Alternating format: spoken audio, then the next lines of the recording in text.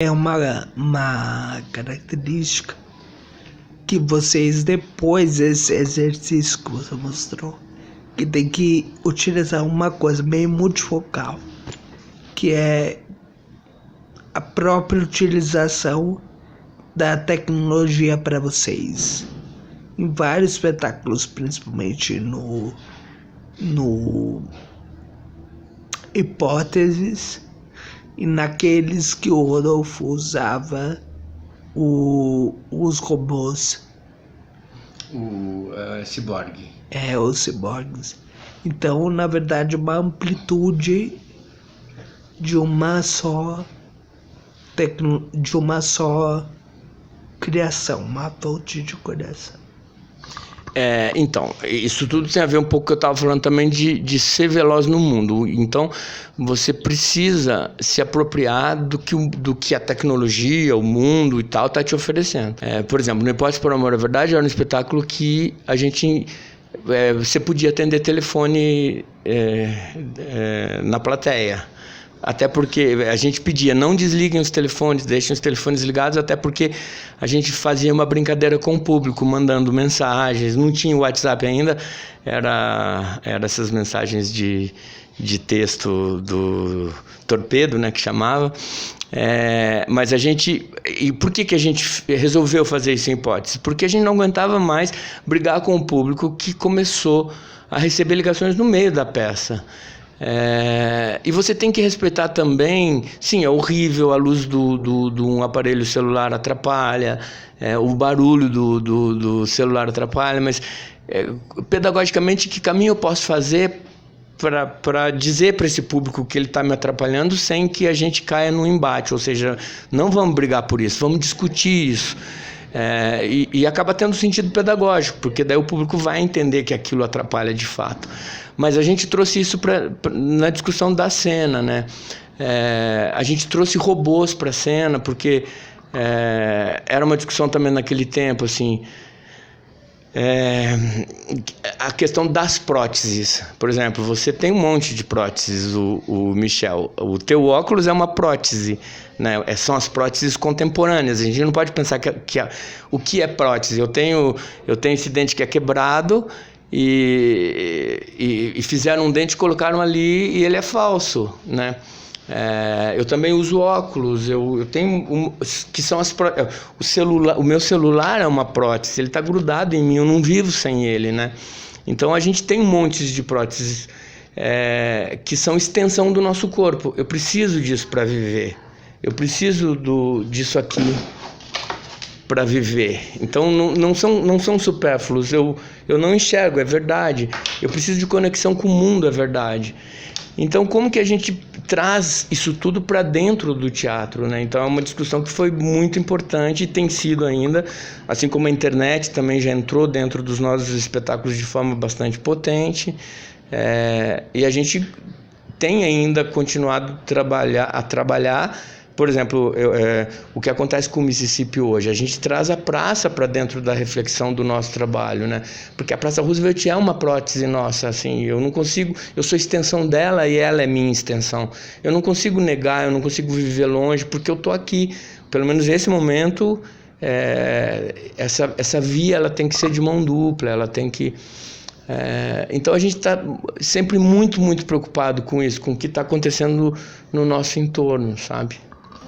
Isso é uma característica desde antes de vocês irem para a Europa, revigorar um pouco o espaço que vocês estão, o entorno, conversar com esse entorno. Começou lá com folhas teatrais, folhas teatrais? Chamava folhas teatrais.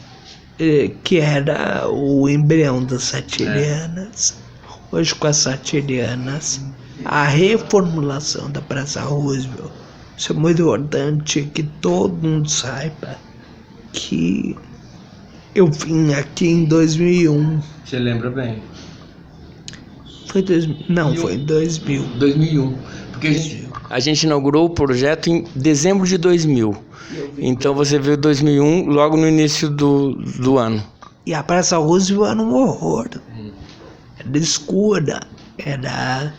Tinha outro tipo de de formato. E vocês, com o teatro, eu acho isso muito importante, provar que o teatro também revitaliza coisas, também é muito importante. E isso vocês já, de uma certa forma, tinham feito lá no Bela Vista, e meio que, eu me lembro que você me falou, numa outra ocasião que eu fiz essa entrevista, que vocês meio que optaram em sair do Brasil, em fazer coisas lá fora também, por conta de um fato político, que foi a Collor e ele cortar aquele bolo de não pensar em política pública para a cultura, etc, etc. E daí, agora, além da vitalização, eu queria que você falasse para mim da questão dessa apropriação da tecnologia e desse sistema de espetáculo fragmentado, mas não da maneira pseudo pós-dramática, mas uma fragmentação de escolhas de cenas e enfim. Eu queria que você falasse isso para mim também, a importância do cabaré extravagância, o salto não sei se é um salto do De Profundos, por exemplo, para outros espetáculos que utilizam as mídias, mas sempre teve uma certa conexão, mesmo que a mídia no momento fosse menos potente que a que existe hoje. Daí, chegando já na comemoração de vocês com o BCC, que tem uma dramaturgia também bem fragmentada, mas que dá conta de Cinturno, que fala sobre um período, vamos chamar de pré-histórico, da Praça Roosevelt, que é anterior ao que vocês vieram para cá ainda.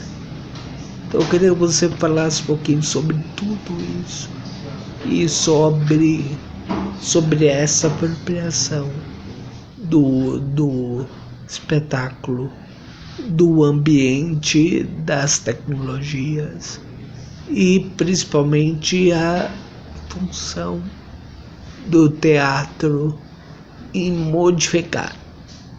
Então, eu acho que a gente se inspirou muito nesse primeiro momento no Teatro Oficina, como eu falei, né? E o que o Teatro Oficina tinha e que depois nós acabamos se apropriando, duas coisas. Primeiro, uma forte conexão com o tempo dele. Então, o Teatro Oficina ali do final dos anos 60, sobretudo, e sobretudo com o Rei da Vela e tal, ele falava do tempo, daquele tempo, daquele momento, né? E então essa era uma questão. E a segunda, o Teatro Oficina tinha um espaço, então e sempre teve. E eu acho que essas duas questões, elas permearam todo o nosso trabalho. Que bom que a gente teve essa iluminação logo no início, porque quando a gente fundou os Sátiros, então a gente já pensava em ter um espaço para trabalhar. Isso era uma questão, tipo, precisamos ter um espaço para trabalho que nos dê independência, que nos dê condições de não ter que negociar nada com ninguém. Então a gente vai fazer o que a gente quer fazer. E a questão, então, da conexão com o tempo. Por isso a gente teve o primeiro teatro nosso em São Paulo, foi logo no início que a gente se fundou, que foi o Teatro Bela Vista, na Rua Major Diogo. E o que a gente percebeu com o espaço? A gente percebeu que a gente, abrindo as portas e acendendo aquelas pequenas luzes que a gente tinha ali, a gente começava a dialogar com o entorno. Isso foi surpreendente, a gente não imaginava. Então já a gente trabalhou no Teatro Bela Vista 2 anos e meio, e daí a gente foi para a Europa. A gente, nesse período, criou uma relação muito forte com o entorno. As folias teatrais, que depois virou Satirianas, ela é um pouco prova cabal dessa negociação, dessa interação que a gente tinha com a nossa vizinhança. E daí a gente teve, durante 2 anos e meio ali no Teatro Bela Vista e na Rua Major Diogo, a gente teve uma grande, e foi muito intenso mesmo, comunicação com os nossos vizinhos. E em torno também eu estou falando de classe teatral, de atrair para aquele lugar gentes que vinham de vários outros lugares, né? E daí a gente foi embora para a Europa. E a gente fez sim um exílio voluntário, que a gente chamou. Estava impossível viver no Brasil naquele momento. O Brasil de hoje lembra muito aquele momento, que é a falta de perspectiva, a falta de futuro, assim, o que vai ser, e não é o meu futuro, o que vai ser do meu povo, o que vai ser das minhas identidades, o que vão ser das minhas lutas, né? Então a gente resolveu fazer esse exílio voluntário. E da Europa a gente recebia notícias do Brasil. Sabe aquele bar que abriu quando vocês estavam no Bela Vista, e que o Saraiva, que tinha um monte de gente? Fechou. Sabe aquela padaria que vocês iam, que ficavam lá tomando cerveja? Fechou. Sabe a Rua Major Diogo lá? Tá tudo escuro. Então a gente percebeu que a gente involuntariamente tinha criado um espaço de convivência, e quando a gente saiu aquilo tudo morreu. E a gente falou, meu Deus, alguma coisa aconteceu ali. E em Lisboa, que foi a nossa primeira sede, quando a gente saiu de São Paulo, aconteceu exatamente a mesma coisa. A gente não tinha lugar para apresentar, e a gente descobriu um teatro que era periférico, o Teatro Ibérico, que ficava numa zona portuária, difícil, escura, e a gente foi trabalhar lá. Imediatamente, a gente conseguiu atrair a atenção das pessoas para aquele espaço. Então, quando a gente resolveu voltar para São Paulo e abrir um espaço em São Paulo, a gente queria experimentar isso que a gente tinha vivido no Bela Vista e no Teatro Ibérico, ou seja, nós vamos para São Paulo, a gente quer trabalhar no centro da cidade, a gente quer trabalhar numa região complicada para a gente colocar em prova o que a gente já viveu e o que a gente imagina que pode acontecer. Então, o nosso trabalho aqui foi estratégico. A gente inaugurou o espaço em dezembro de 2000, me lembro até hoje, eu e o Rodolfo fazendo planejamento, e a gente fez um planejamento de 5 anos, dizendo, olha, em 5 anos a gente vai ter começado a modificar o entorno, em 5 anos a gente vai ter começado a atrair atenção para o nosso trabalho, etc, etc. Só que foi muito mais rápido do que a gente pensou. No final do 2º ano de trabalho nosso na Praça Roosevelt, a gente já tinha atraído a atenção da imprensa, dos críticos, e a gente já tinha você na praça vindo. Em 2002 você já tinha vindo muitas vezes para a praça, por exemplo. Então, a nossa teoria ela começava a ser colocada em prática, sabe? Que, na verdade, eu brinco que a grande revolução da Praça Roosevelt não é exatamente da arte, do teatro, dos skatistas. Eu acho que a grande revolução da Roosevelt ela foi uma mesinha na calçada, sabe? Então eu coloco uma mesinha na calçada, tem 2 cadeiras, eu me sento lá e espero que venha alguém onde a gente vai conversar. E enquanto a gente estiver nessa mesinha, ninguém vai assaltar o carro que está parado em frente a gente. Então é mais simples que isso, não é uma questão complicada. E daí tem a ver com povoar a cidade, tem a ver com falar com a cidade, né? Porque a ditadura ensinou a gente que as calçadas não pertencem a gente. Você é cadeirante e você acha que esse absurdo que fazem com a calçada é mero desacaso? Eu acho que não. Eu acho que é proposital. É para que você não caminhe nessas calçadas. Entende? Porque elas não te pertencem, Michel. Como elas não me pertencem também. Porque se eu falar para qualquer tia, qualquer mãe, qualquer do interior, que eu estou andando no centro da cidade de São Paulo, eles vão dizer, você é louco. Não é assim no resto das capitais do mundo. Não é assim em Montevidéu, não é assim em Buenos Aires, onde os centros grandes cidades, eles são valorizados, eles são onde o estado, onde o município, onde a cultura pede para você transitar, né? Se você for para Paris, é o centro de Paris que interessa.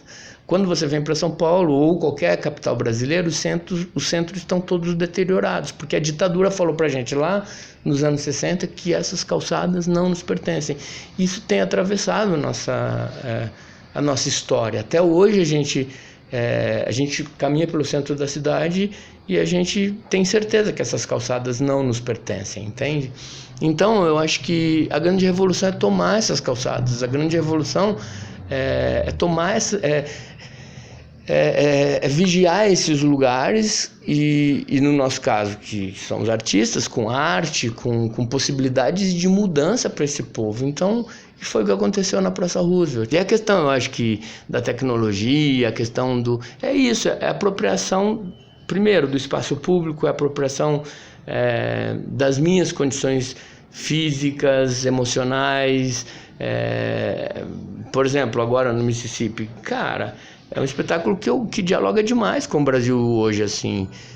E talvez a coisa mais importante do Mississippi seja, para mim, a gente tem, por exemplo, no elenco, a gente tem a Ingrid, que viveu em situação de rua, que frequentou Cracolândia, e que é uma transexual e que trabalha com a gente e que nunca tinha feito teatro a primeira vez e está fazendo lindamente.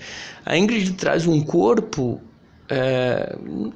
não mapeado, não conhecido ainda pela classe teatral. É muito provável que o Sesc Anchieta receba pela primeira vez na história dele um corpo como o da Ingrid, entende? Ou como do Júnior, que é um ex-detento, um menino de 30 anos que passou 7 anos preso. E esses corpos, eles alteram a gente, eles nos colocam em outro lugar, tem uma urgência que o meu não tem, sabe? Que sou cis, que sou branco, que sou burguesinho, que sou privilegiado. Eles não têm o meu privilégio. Então, poder dividir isso e é muito importante. Isso acontece, então, porque a gente está atento com o nosso entorno. Isso acontece porque a gente está muito preocupado com o que está acontecendo na praça agora e como que a gente pode trazer essas inquietações para dentro do nosso trabalho.